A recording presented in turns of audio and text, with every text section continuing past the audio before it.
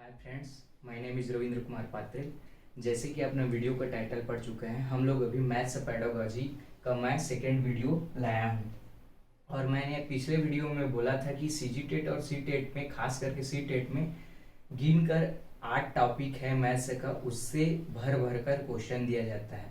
मैं उस टॉपिक के हिसाब से टाइप 8 टाइप जो टाइप है उसके हिसाब से आप लोगों को क्वेश्चन कैसे आता है और क्या पढ़ना चाहिए उसके बारे में बताऊंगा।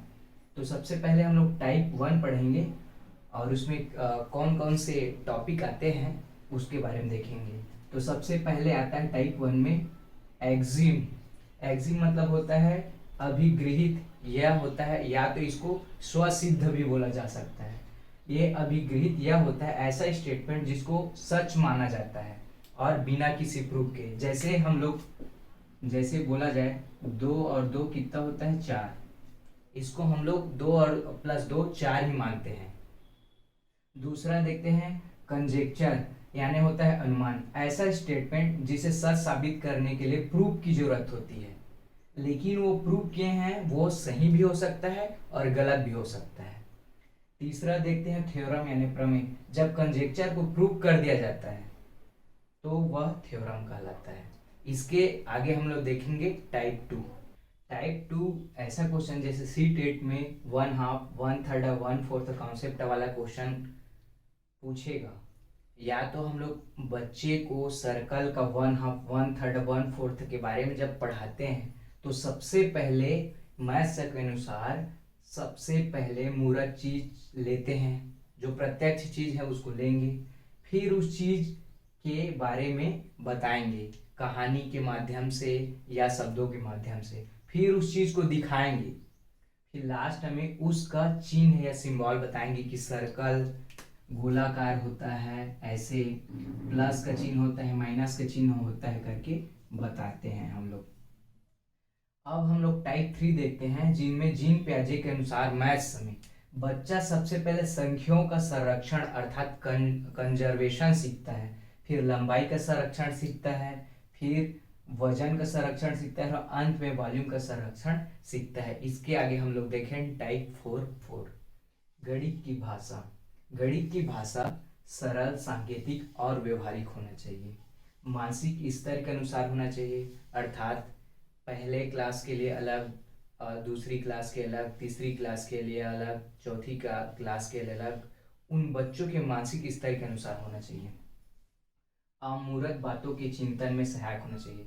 जैसे क्वेश्चन में, गणित के क्वेश्चन में कई बात वो ऐसा रहता है जो छिपी रहती है, लेकिन उसका कुछ क्लू दिया जाता है, तो ऐसी रहना चाहिए भाषा जिससे हम वो उस क्लू तक पहुंच जाए। दैनिक जीवन से संबंधित होना चाहिए। जो गणित है, कॉन्सेप्ट है, वो दैनिक जीवन से संबंधित होना चाहिए। नोट पॉइंट करके देखते हैं, गणित के 5 अंग होते हैं। इसके अंदर हम लोग को नहीं जानना है, बस 5 अंग होते हैं। क्या क्या उसको जान लेते हैं। पद, प्रत्यय, सूत्र, सिद्धांत और चिन्ह। और एक चीज होता है अंक। गणित में जो अंक होता है यह एक नाम होता है मात्र, और जो नंबर और सिंबल को दर्शाता है या बताता है। ये 2 टाइप से होता है, एक हिंदू अरबिक अंक जैसे 0 1 2 3 4 इन्फिनाइट तक, और दूसरा होता है रोमन अंक 1 2 एल सी डी एम, जैसे एल का मतलब होता है 50, सी का मतलब 100, डी का मतलब 500, एम का मतलब 1000। यह रोमन अंक में स्थानीय मान का कोई कॉन्सेप्ट नहीं होता है। जैसे हिंदू अरबिक में स्थानीय मान और जाति मान का जो कॉन्सेप्ट होता है, रोमन अंक में स्थानीय मान का कॉन्सेप्ट नहीं होता है। इसके आगे हम लोग देखेंगे टाइप 5 टाइप और टाइप 6 को। टाइप 5 एग्रीगेशन और आर्गुमेंटेशन।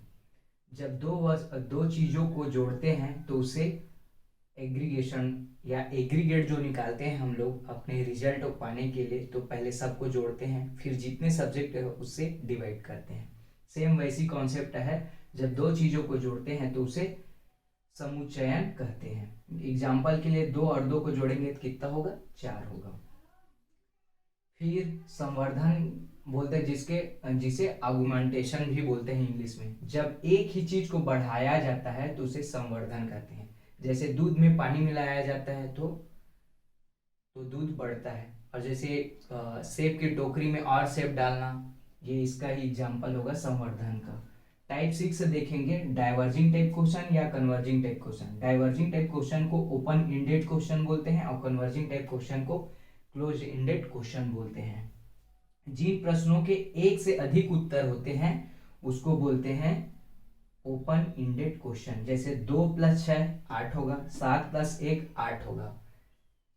अब से इसमें देखते हैं क्लोज्ड इंडेड क्वेश्चन। जिन प्रश्नों के एक ही उत्तर हो, या तो एक ही उत्तर हो या फिर हाँ या ना में जवाब मिले, उसको बोलते हैं क्लोज्ड इंडेड क्वेश्चन। जैसे 5 में 3 जोड़ने पर क्या आएगा?